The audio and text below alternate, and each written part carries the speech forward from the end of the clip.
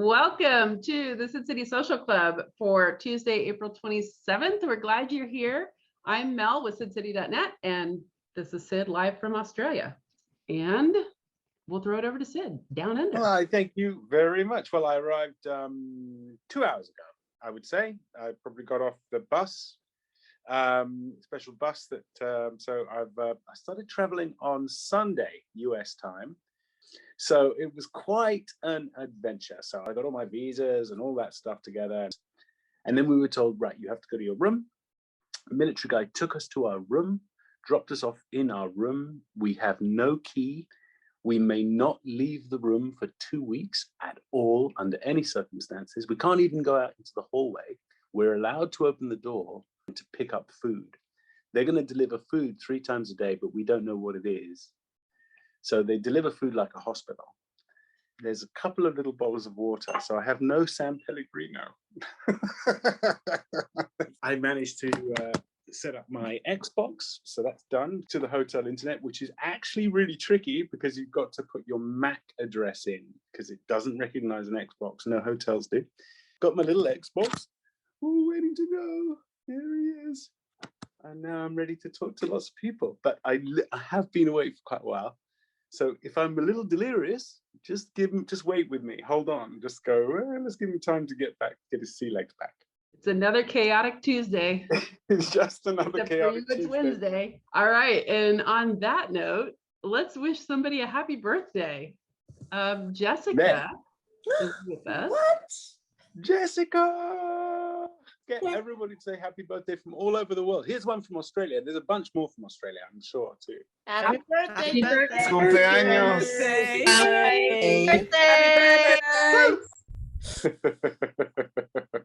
That was completely awesome. It's very cool. How are you, Jessica? You know, I've been in my house for a year and I finally got both my shots and started like venturing out. Woohoo! That's fantastic. Exactly. My side effect from the second shot was I felt so good. Oh, wow. That's even better. That's fantastic. So happy and relieved.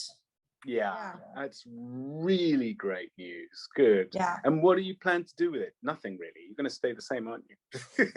Yes, but before too much longer, I might be able to get back to visiting my little piano students. Usually I travel to their house to teach them. Oh, yeah. Yeah, you absolutely can. Why not? That will expand your world to near normal status. I've been teaching all my students over Zoom for a year, and it's got some advantages, but it's difficult sometimes. Like I can't see exactly which key their little fingers are pressing. Yeah. But, you know, what do the parent? Have you been in touch with any of the parents to say, hey, what do you feel? I've just been vaccinated. Do you want to pick up where we left off on the piano? I haven't started asking them yet because I'm not sure whether I'm ready yet. Right? Yeah. I'm content. I'll just stay at home practicing my Star Trek book of all the themes from all the shows. My favorite music book that I own. I'll show you something. It's my Enterprise pizza cutter. Wow, what a good idea. That's using the shape for the right reason. That's a really brilliant idea. That's fantastic. Someone made that? Yeah, and it's a gift that I got for Christmas, and I never opened it, obviously. Oh my goodness, I've never seen one of those. I'm sure some people have, but that is such a good use. A form follows function. And again, form follows function. Yeah, yes. So this is it's a beer and pizza twofer. So that is one of my favorite dictums, and it's working just perfectly with your pizza cutter and bottle opener. Tell me another story about Sydney, because I've been once and it's so wonderful.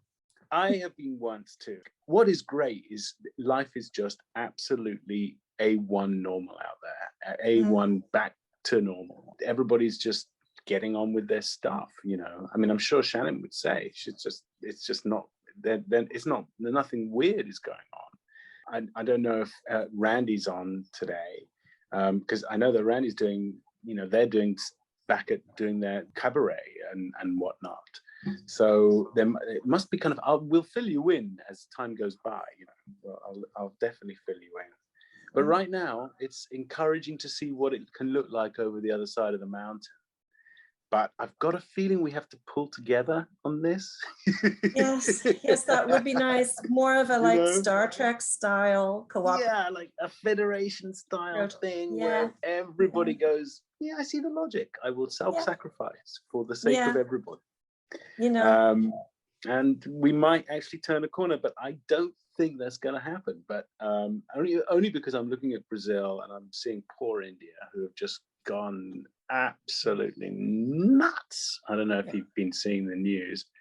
So it's off the charts there. But the problem with that is, for everybody, unless we do something strict like Australia do, is that they're going to be a little petri dish of, different hybrids, little malignant bodies going, I know how to get around this virus. Let's go over to America. We have to be kind of cautiously optimistic. Well, I like my mask. This is the first time I've worn lipstick in a year. And, I did before because you have the mask on. So when the answer is just for important Zoom calls. So, well, that's a pretty top. That is, my goodness, you've gone all the way. You aren't messing around. Those are pajama pants, but they are pants and they are on. They look very pretty. They don't look like pajama pants at all. They're excellent. Those are my pine cone jammies. It's all clothes I mail ordered this year. I don't know if I'm shopping again either. Why would I? They bring it right to my house. Absolutely. We went to New York last week and we bought, because we're not going to see each other for ages. So we said, well, let's have a vacation. So we took a 14-hour vacation. We spent loads of money, like we were going away for a week, and we really had fun. So it was fine. We just carefully chose where we'd eat outside. There are enough places where you can eat outside, and we just avoided the crowds of people. So you can, if you feel like it, go and teach these little ones, these youngsters, and just be like, figure your way out around the room. It's kind of a good way of learning how to get back in. Maybe we can wheel the piano outside. Yeah, well, I'm hoping the little ones don't have like 100 touch. They're not totally infectious. I mean, that's what I'm hoping. No. And you can wear a mask. We talked about that a few weeks ago about how important the body is next to another body. Yeah. When you're teaching, how that connection is just as important as this one, especially for little ones who really enjoy physical closeness. Yeah. It is tempting to just stay home and keep binge watching Deep Space Nine, though. Yes. There's nothing wrong with that. You can absolutely do that. Absolutely. Do you need to earn a living? Oh, well, I am earning a living from home. So yeah, I do need a living. I got a job just before COVID, and that would have lasted me. I mean, provided we were prudent and just plan it like everybody. Yeah. We're fine.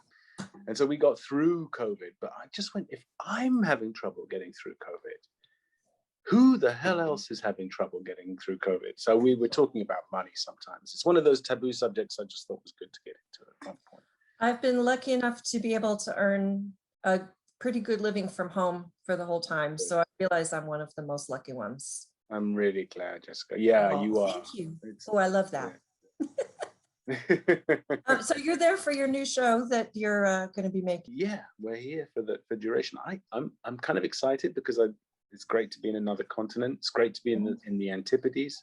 It's always interesting to see how a show builds. Now, so I sit at night, I kind of dream, and I think about what I might do that might bring something that is useful to the character, and that kind of preoccupies me. That's my phone. Let me just see who that is. Sweetheart, you won't believe this, but I'm right in the middle of the Zoom. Okay. I'm very kind of, what am I going to do? How am I going to do this role? How's this going to work? This is, 10 episodes, which you've got to hit the ground running with these episodes, with these shows. Because you guys don't give anyone any time to be good. It's like one episode of that, don't like it. Next. Well, you'll do great, and I'll definitely be watching the show when it comes out. Thanks, Jessica. And I hope you're treating yourself on a regular basis. I think, at least during this time, at least once a week, just do something to really treat yourself. Like, whoa, okay, that's a little indulgent. I'll do that. I mean, I think once a week is a good thing. So you just always have that bedrock of like something to look forward to. Well, this chat was my treat for this week. Terrific. Thank you, Jessica. Thanks, Jessica. Happy birthday. Thank you, Mel. Okay, well, Molly, what can you bring to the table? I feel like I can't follow that at all. We love seeing you. How are the bees? Well, I wanted to try and get on because my defense is tomorrow, actually. Oh my goodness. Yeah, you must be up to here in hard work. Yeah, it's been definitely a lot of work since the last time I was on. I basically had to write my entire thesis in like a month. And so it's 150 pages long. And yeah, I've been studying the past few days, and I have to give a whole presentation tomorrow and defend it and try not to fail. Yeah. You're going to be fine. Are you kidding? You're going to be fine. Who's going to attack it? That's what I want to know. Yeah, my advisors, and I did invite on my committee one of the foremost bee experts in the country. So was that a good idea? I don't know. That's fantastic. It is a good idea, because at the very least you're going to learn some stuff. Yeah, and that's what you're doing it for. So perfect. Do you mind, Molly? I'm going to start eating, which I've never done before.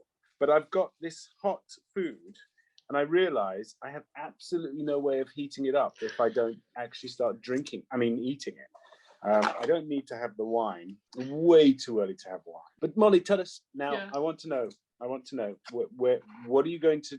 How is it going to set up? So give us a tiny dress rehearsal, a potted dress rehearsal, so where your mind will be at as you go into this meeting, and what you hope to happen. I guess so. The first thing that happens tomorrow, and I did actually send this whole thing out to everyone in the Sid City thing, because a few people did actually want to come. That's going to be kind of cool if I have like some fan club people showing up. Yeah. I have a public presentation, so I don't know if this is different in other countries or whatever, but at least here we have a capstone presentation. So that's the public presentation that we give of the whole research for anyone in the department, or I guess it's public, anyone can come. Right. So that's a 45-minute talk that I'm going to give tomorrow. And then after that, it's just me and my committee, and they get to ask me rounds of questions, 15 minutes per person. I guess basically they can interrogate me either on like the content of the thesis, making sure I know what I was doing, as well as any sort of general knowledge on the topic that they want to make sure I'm qualified to do research on that topic. Well, we know you are. I hope. I have a like, so one of my committee members is like a wetland scientist. So he manages all like the wetlands part of my research. And then I have an entomologist who knows insect stuff. And then my third committee member is a botanist. And he's one of like the best botanists in like the world. And I don't do botany. So he's going to ask me plant questions. And I'm like, I'm trying to study plant stuff. I'm like, how do you study plants? That's everything. That's so much stuff. So I don't know what's going to come there. Do you get to set the parameters? Obviously, someone's going to ask you general knowledge, but can you funnel them in a direction? That'd be nice. I don't know. I think I don't know what they're going to ask and how it's going to go. I mean, because of COVID, I haven't talked to any other grad students in over a year. So I really have not had a chance to ask other people what their experience has been like. And so I really don't know what I'm going into exactly. There wasn't much information like that the school gives you. They don't tell you anything about what's going to happen. So because even in a court of law, you bring expert witnesses, experts in. They have to stick to a subject. They can't just go, well, I'm going to talk about this. And well, actually, no, we'd like you to talk. This is what we're talking about. So they can't ask you about something you haven't expressed a qualification in. They gave me the weird sense that I should study things that I've taken in my classes previous to this. So now I've been going over all my notes from like classes for the past 2 years because I've no idea what they're going to ask. That's grad school stuff, though. That's grad student stuff. You've decided to specialize. Yeah, I don't know. And now they're going like they're rewinding the clock to grad student stuff. That seems uncool.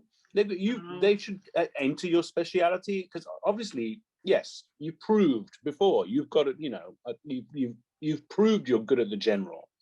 You've got your degree. Now, that's the bit where you have to do that. Everybody has to go, well, do they know anything about anything? And you go, actually, I do. I decided to specialize in this particular element. So they really need to be, I mean, it seems a little rude to go back to, grad student stuff and talk about, whatever it is that they talked about in grad student stuff. I know. I'm terrified that they're going to ask me about all the statistical stuff that I do because I'm so bad at statistics. And they're like, well, you got to make sure you know what you did. And I'm like, I think I know what I did. I'm pretty sure, but I'm not good at it. You just keep bringing it back to your thing. Keep bringing it back to your statistics, the ones that matter to you. Yeah. You can field them from anywhere and just bring it right back to what you need them to do, like politicians. Yeah, I wish I was as good at misdirection as Garrick is, but not quite. I'm going to tell you that you are in the acknowledgements of my thesis. I did put you in there. I'm really glad that Mel is in the acknowledgements. That's fantastic. Are. Oh, I am? Yeah. Oh my goodness, I'm very flattered. Thank you very much indeed. I put some people in there, various people who were like just really good, support and stuff. So I put you in there for moral support and everything. That's what, good. Like your sister or your brother. And I love that. Thank you very much. Like, absolutely, they have no interest in the subject, but they were absolutely there to support you. Well, this whole club was. Yes, absolutely. And I already have the couple of times that I presented here on B Stuff, that's already in my CV. So, so yeah. I figured I'd at least try to get on one last time before my defense and everything, because I know that you're going to be so busy and everything, and I'm going to be doing field work this summer, and I don't know if I'll be on during these times anymore. So I'm sad, me too. But... I'm the same. I don't know, but I'm doing field work too, and I don't know whether I'll be around, but I'm going to make it. I'm going to make it. I'm not going to be gone every single week. But let's go back to this defense tomorrow. Okay. You will wake up pretty early, I imagine, or whatever time is comfortable for you. I tried to put it as late as possible. Right. And do you visualize? Do you do a kind of thought experiment for the process as you do it? Kind of rehearse it like a dress rehearsal, even if it's brief and fleeting. Because I know that's what we do when we're performing. We at least rehearse it so we're ready to go in different directions and we feel confident about those directions as ideas. I don't know. I mean, I try to anticipate maybe what kind of like trick questions they might pull and then try to research that ahead of time. Mm-hmm. But I find that no matter what, like people ask me the questions that I'm not prepared for, no matter what kind of presentation. But that's what you can actually prepare. You can actually prepare by realizing the possibility that might happen. And just going through a dry emotional run of how you would deal with that so that you don't lose control of the situation. And it's almost something you welcome because you've actually been through the situation when someone else is driving the car and they drive it off the road and you know how you're going to react. So in a sense, as a meditation, it doesn't need to take more than 10 or 15 minutes. Go through some worst case scenarios, just in your head, not about your lack of knowledge, but about the left field potential, the curveballs, and just go, well, okay, that might come, but at least I've been here when it does come. You're not like, oh goodness. Yeah. There's always the distinct thing that happens that even if I know the information, I'm nervous enough that it just all goes out of my brain anyway. No, which is usually what happens when I talk to you. So. Yeah, you have never been. You never appeared vacuous to me. So good. I'm a better actor than I thought. Then you are exactly, and you don't even prepare for our talk, so you can do that with this, and you will never appear so nervous that it's gone out of your brain. You'll just be like, okay, I've anticipated this and be honest. I mean, I feel confident that I know what's in the study for sure, and I know what I did. Yeah. But when it comes to whatever kind of strange things they could ask me about plants or something, I'm just afraid that could literally be anything. And I just like you're it's one. You're a bee expert. Yeah, I know. Well, part of the study was, I guess, measuring plants and how bees relate to plants and the interactions they have with plants. So I guess they assume I know things about plants, even though most bee people that study bees don't know about plants. you can't Well, I know think that that's everything. a very unfair question, because you can absolutely reframe that and say plants are basically the basis of the study, but only in terms of they're the control, because we understand because we need something that has a control value. So different kinds of bees will work differently on the same kind of plant, but it doesn't require me to be the expert on the plant to do that. It requires me to have the curiosity on bees. What matters is that you know that several different bees work very well with the North American nettle, or very. I know that I fell into patches of nettle. Exactly. That's about the extent of that knowledge. Being honest, I think what they don't want to see is a charlatan. I think someone who's just passionate about. Believe me, I am so not qualified to give you this talk, having never defended a thesis, but I can tell you a common sense angle. Never lie. Be absolutely honest and be giddy with enthusiasm for your subject. I'm awful at lying anyway. I couldn't if I wanted to. So, I mean, yeah, if anything, I'll just try to spin the question to something that I do know, or, be honest, but yeah, I don't know. I'll try. So some of the people in the club, they've been through some of this stuff. Some of them have been through defenses, and they know exactly what's coming your way. I was told that this plant biologist who's on my committee might do something like hold up a field guide to the Zoom and be like, what is this plant? And like, is it a wetland plant? And all you need to know is what you're I going to don't know say every when plant. they do that. You just be honest. You can say, Yeah. listen, it looks like this, but I couldn't tell you for sure. And if it were, then my bees, bees would be interested in this way or that way. You just keep pivoting, getting back to your speciality. That's probably the best advice I could get. Yeah. Look at this Zoom, for example. We have a lot of fun here, and I pretend I'm an expert on just about everything. But if anyone actually drills me on anything, I am totally. You seem to know a lot about a lot of things. I don't think there's been a single topic on here that you don't know something about. I know something about a lot of things, but that's only because I love everything. I love learning from everybody about everything. So I will pick up stuff about bees from you, which I will never forget, which I love. Don't let them trick you into thinking you're an expert on their subject. I know. God help them if they try and catch you on that, because you have just done the most practical thing you could possibly have done. Well, I appreciate that support, and it does make me feel better. I'm willing to sacrifice 2 hours of study time to come on here and talk to you instead. So well, get back to it, and just work. Just know that you're great, and that's obviously specious, but know that you are excellent at what you do. Don't let them trick you into thinking that you're excellent at something else. Just don't let them do that. Don't pretend to be an expert at their thing. Just bring it back about how it's pertinent to your thing, because that's actually teach them something about it. Yeah, thank you. Well, yeah, there's a lot of cool bees in Australia, so I hope you get to see some of them. Yes, someone's given me a list of all the dangerous animals in Australia, which is kind of cool. I haven't read it yet, but they can't be that dangerous. The streets are teeming with people. Molly, we think you're fantastic. You go and knock it out of the park. Thanks. I don't want to take any more time for birthday people and all that. Actually, you can take as much time as you want. My birthday's in 2.5 weeks, so I figured I'm probably not going to get on. You know what? We might give you 2 birthdays. So today we're going to give you an anticipatory birthday, just in case we miss it or you miss it, because you may be too busy doing something. My graduation's the same day as my birthday, so. Oh my goodness! Well, Molly, you're wonderful. Thank you. You are too, Sid. Thank you. Good luck, Molly. I've got 2 pieces of advice from my own defense. A professor told me, remember that you are the expert in the room on your topic. You have other people who are experts on their thing, as Sid was saying. Don't let them drag you into it. You're the expert in the room on your topic. And number 2, have somebody take notes for you or record it because you're not going to remember anything. Nothing. It's like I don't remember the conversations with Sid. It's just gone. Yep. Somebody taking notes or recording it for you, because you're not going to remember a thing. Thank you, guys.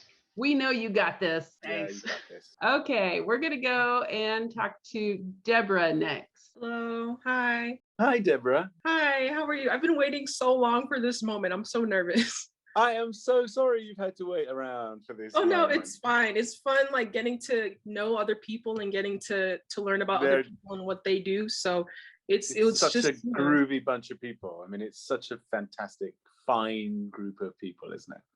Absolutely. Well, and it's so nice to meet you, like finally. During the pandemic, I watched Deep Space Nine with my parents for the first time, and I thought that Kira was going to be the character that I related to the most, but it turned out it was Dr. Bashir, because I've never related to a character so much in my life, and so it was it's great to meet you. Great to meet you. Thank you. Right back at you. Thank you very much. Yeah, most people relate to Dr. Bashir because not most people, but some people relate to Dr. Bashir. I relate to Dr. Bashir because he was far from perfect, and he was really struggling to figure it out. And he was like really trying to get it ready. I mean, there's obviously lots of comedic moments, which are like some of my least favorite moments. But the stuff when he brought all his wonderful mind into something and still failed, and yes, I love those episodes. Teaches me a great lesson about failure.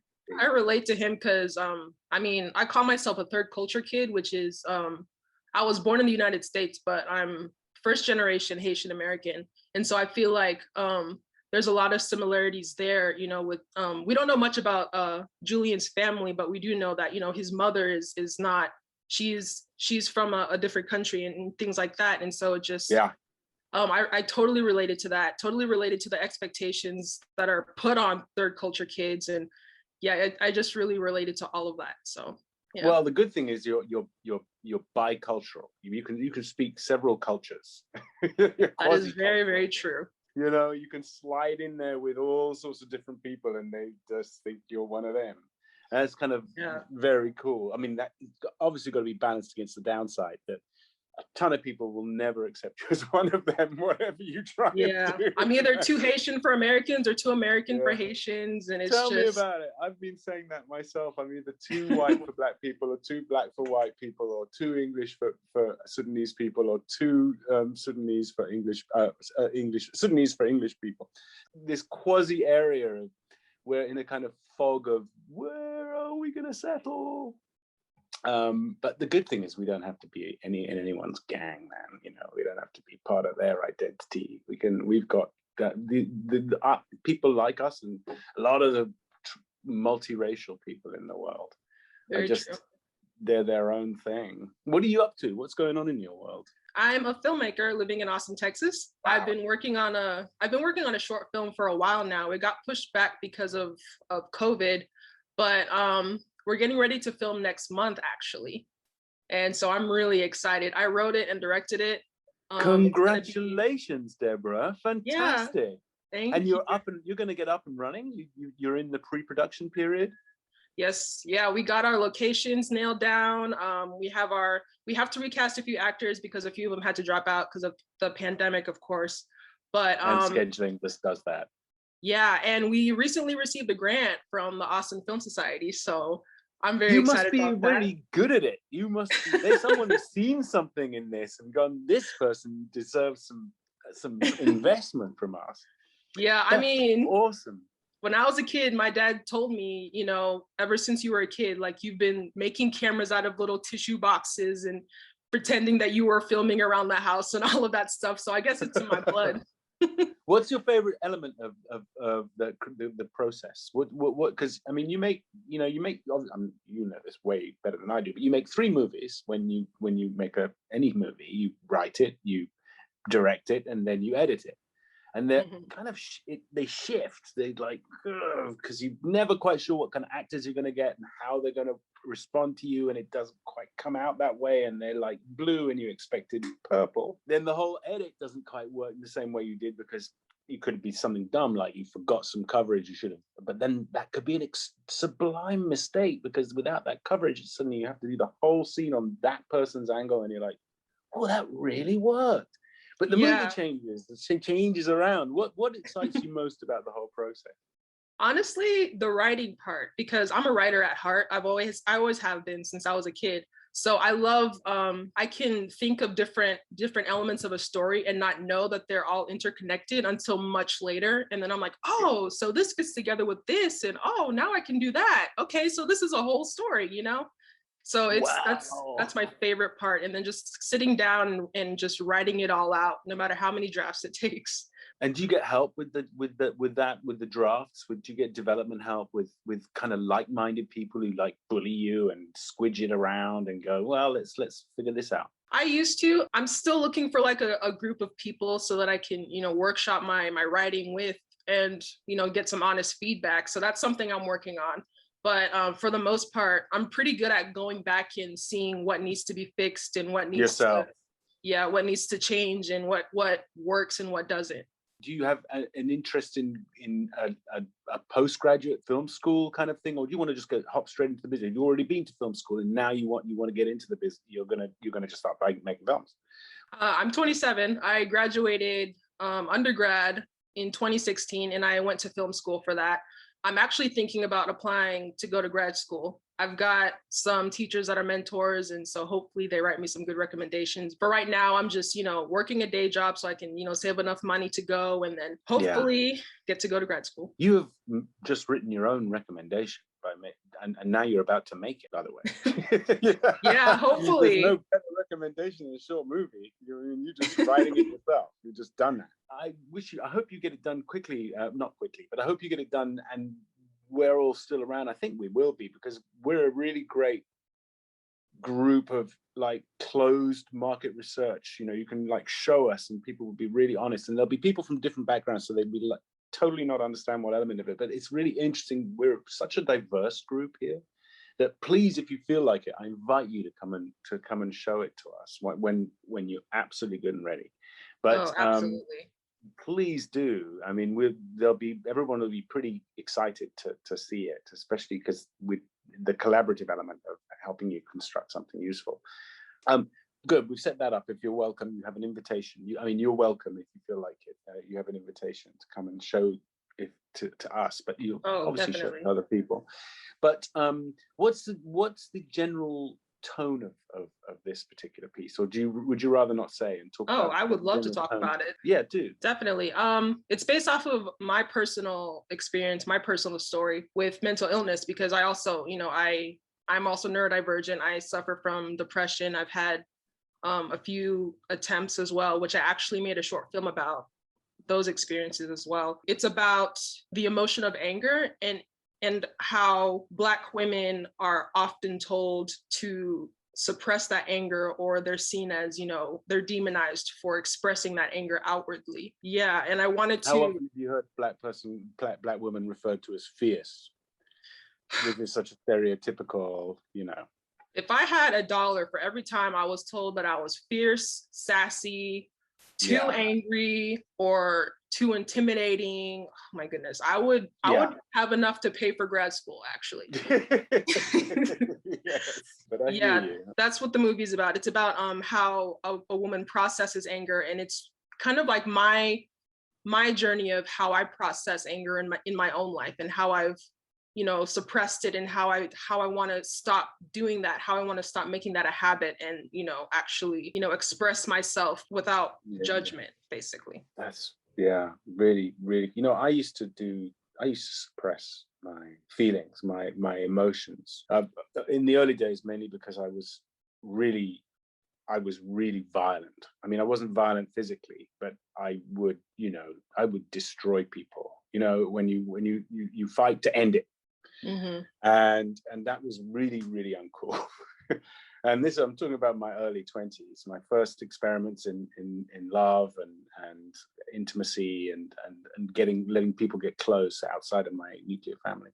Mm-hmm. And I found that there was a carnivorous element to me that just ate people and sort of, you know, took everything and moved on. It was really quite gross. And then when someone would defend themselves, I'd be really quite like, whoa, boom, you know. I don't think it wasn't so much raised voice, but it was just really penetrative, dangerous stuff. And I found that, and much later than you seem to have understood much more about yourself right really early, while I was still flailing around, throwing, verbal atom bombs at people. I found that it just to give it all up and to be the weak person in the room helped me an enormous amount, because it allowed me to think and see and discuss, because often I was wrong about this stuff. Mm-hmm. How do you approach this from a filmmaker's point of view, because it's such a visual medium? Yeah, I guess the best way to describe it, I'm very experimental with my work.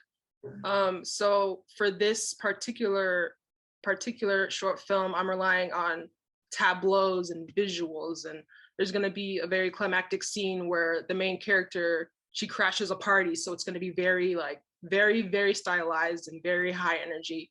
The last film that I did on depression, which I actually filmed in Haiti, I relied more on audio, like sonic cues, and I played around with that a lot more because I thought that would be interesting. But yeah, that's what I'm doing at the moment. Wow. Have you seen much of the Gaspar Noé? Quite a controversial director. Gaspar Noé. He sounds familiar. Yeah, he wrote a pretty fierce film called Irreversible with Monica Bellucci, and he reversed the timeline, and that was his conceit. So the worst thing happened at the beginning, and then he went all the way back. Oh, I've heard of this. Is that the movie where like people had to leave because they felt nauseous or something like that? It was very, very difficult. It was very difficult. But I think as a filmmaker, you won't get sucked into that. You'll be like, ooh, okay. Because what he did that was really interesting is he used a lot of sound, but the colors and the way he just brings you in with a lot of what he's doing, and how he includes you in that scene and what's going on, is, I would recommend, it's worth having a look at. But be warned, there is very great. I've heard. I've definitely heard. Okay, cool. But it's he's very, very, very smart. But there's something about his visual language which is just wow. I don't always agree with the storytelling. I don't think there's much going on there. But it changed a lot of what I think about film, and I can't think of many modern filmmakers who have done that for me as effectively. So I would recommend you have a look at him if you feel like it. But that's really cool. That's really good. Yeah. And what's going on in your life, your real life with your family and all of that? How's COVID been treating you? So my family actually lives down in Haiti. Both of my parents do. So it hasn't been as bad as it is in the States, which is good, because I mean, there's a lot going on down there already that, if you add COVID to all of that, it's just too much. I haven't been back home in a very long time, mainly because of COVID. And my parents were actually up here earlier because I had to have surgery. So they stayed for a few weeks, and then they went back, and they're fine right now. My parents included. They don't leave the house unless they absolutely need to. They split their time between Port-au-Prince and the camp that they have in Tiguiné, which is all the way up north. They're going back and forth. Clearly, they know what they're doing. They're probably more worried about you being there. That would make them vulnerable. So that's cool that you're in Austin. Also, Austin's a great filmmaking town. Oh, definitely. Will you remind a few of us what the very generally in a thumbnail sketch what the situation is in Haiti? Because I know we remember a really devastating earthquake about 7 or 8 years ago, or maybe longer, maybe 10 years ago. It was 10 years ago, 11 years ago, technically. And it was, and that everyone got into trouble because the UN and other people were accused of embezzling and causing problems which they shouldn't have been, and the camps everything didn't get to where it needed to get to, and it's caused a power vacuum after that. So where are we at now, 10 years later? So we survived the cholera that the UN gave us. They've apologized for that. Not monetarily, which that would be nice. No, that's right. That's the bit I forgot to mention. That was the important bit. It's looking like very much like a dictatorship like it was in the 80s with Yeah. Duvalier. The people are very, very, very angry about it. You know, they protest almost every day trying to get him out of office. It's a very sticky situation. That really is. I mean, it sounds like a very African situation, even though obviously Haiti's not in Africa, because it's how many people, you know, right back to recently Mugabe, remember, who in Zimbabwe was like, you know what, I'm enjoying being president. Let's just change the constitution. That's a disease that happens, and that's such a shame. I hope, I don't know how that changes. That's the problem, you know.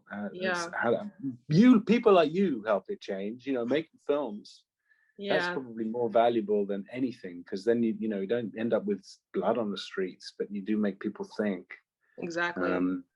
The good thing is that my generation of artists, singers, everybody, like we're wanting the country to change, and so like our art is very much focused on that. As I get along, hopefully, if I ever make it in the film industry, I would love to just make Haitian films, because that's where my passion is, that's where my heart is. Eventually, I want to move back there. With that passion, you will make Haitian films. And how many talented young people are making Haitian films right now? And if you can name them, get together with them and make better Haitian films. I know some of them. I do. That's what you should do. And Deborah, you're brilliant. I mean, what an inspiring person. It's really, really cool. I hope your parents are going to be okay. And I kind of know they are, because they've done just fine up until now.